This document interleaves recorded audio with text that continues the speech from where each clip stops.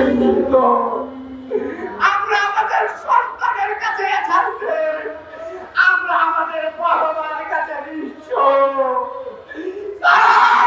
প্রত্যেকটি বাবা মা চায় যে সন্তানকে সুশিক্ষিত করে একটা চাকরি করবে, আর সেই সন্তান চাকরির বেতন থেকে আমাদেরকে কিছু কিনে দেবে।